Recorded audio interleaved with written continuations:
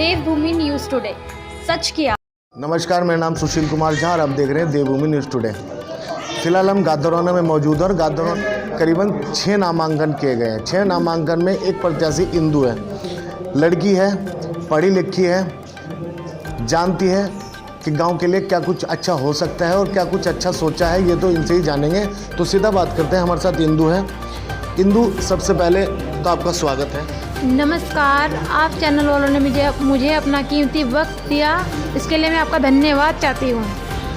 इंदु, राजनीति में आने का मुख्य कारण क्या है कि आपके गांव का विकास नहीं हुआ या कुछ और सोचा था कि आप क्या कुछ करना चाहते हैं गांव के लिए जो उस राजनीति में आए हैं और आप प्रधानी पद में नामांकन किया है? वैसे तो गांव में बहुत समस्याएं हैं और बहुत सारी समस्याएं हैं जिनका मैं हल करना चाहती हूँ। मेरी इच्छा है कि इस गांव में व्यवस्थाएं आए और मैं अपने गांव के लिए कुछ कर सकूं।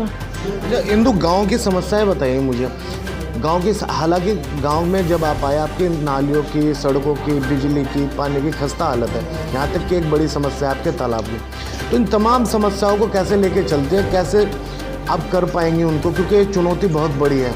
चुनौती वर्षों से चली आ रही है, चुनौती बड़ी है। तो किस तरह इन चुनौतियों को आप संभालेंगी या इस गांव का विकास कर पाएंगे? मैं सरकार से हर संभव प्रयास करूंगी। मैं अपने गांव के लिए हर तरह से सरकार से लड़ जाऊंगी और सबकी जो समस्याएं हैं उनका हल अच्छे से निकालूंगी।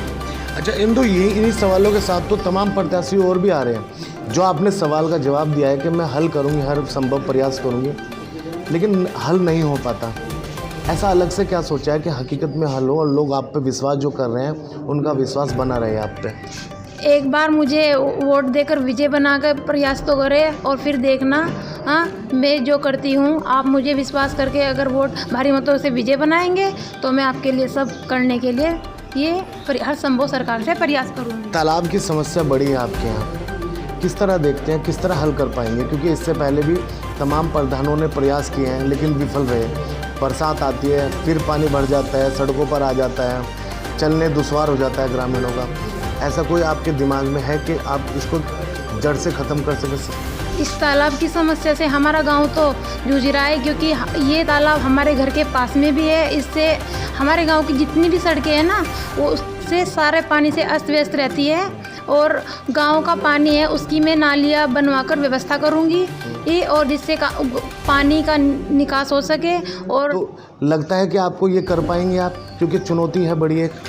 मैं सरकार से इस तालाब की समस्या से हर संभव प्रयास करूंगी। जितना मेरे से हो सकेगा मैं इस लड़ाई को अपने दम पर लड़ती रहूंगी और सरकार से इस समस्या का हल अवश्य निकलवाऊंगी। अच्छा, तो शिक्षा व्यवस्था क्या है आपके गांव में? शिक्षा के बारे में क्या सोचा है आपने? किस तरह की व्यवस्था होनी चाहिए आपके गांव में और आप क्या कुछ करना चाहते हैं शिक्षा के लिए?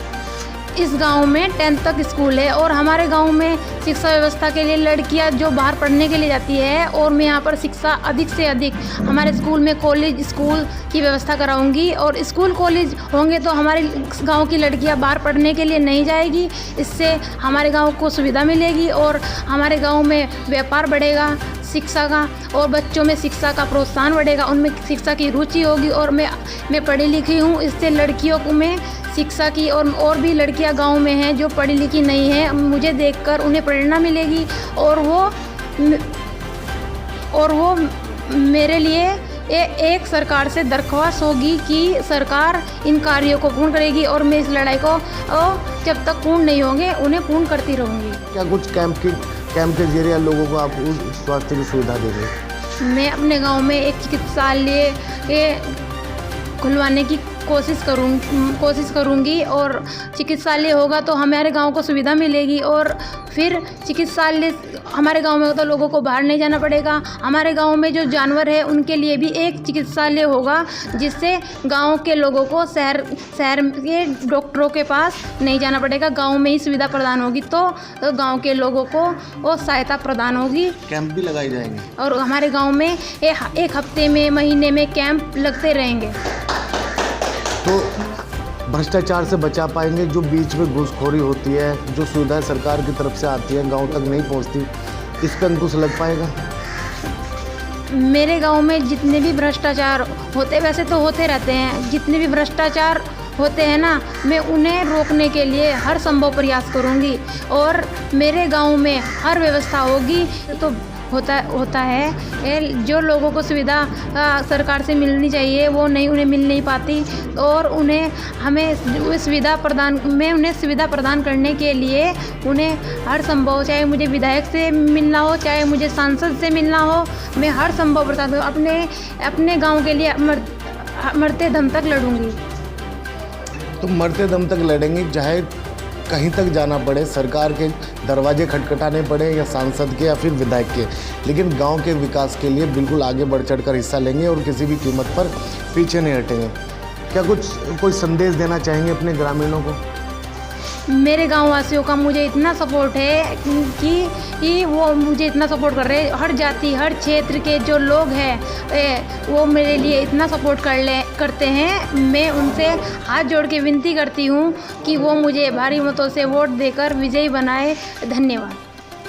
तो ये थी हमारे साथ इंदु, जिन्होंने साफ तौर पे बताया कि तमाम जो सुविधाएं सरकार तक मिलती हैं वो गांव तक नहीं पहुंचती, तो भ्रष्टाचार पे अंकुश लगेगा, गांव में स्ट्रीट लाइटें लगेंगी और जो तालाब की सबसे बड़ी समस्या है तमाम अधिकारियों से मिलना पड़े, लेकिन वो जड़ से समस्याएं ख़त्म की जाएगी। तो तमाम बातों के साथ हमारे से इंदु ने बेबाक जवाब दिया है और जो उनका मॉडल है उन्होंने बताया कि गाँव के लिए जीत के बाद क्या कुछ किया जाएगा। तो देखते रहे देवभूमि न्यूज़ टुडे। नमस्कार।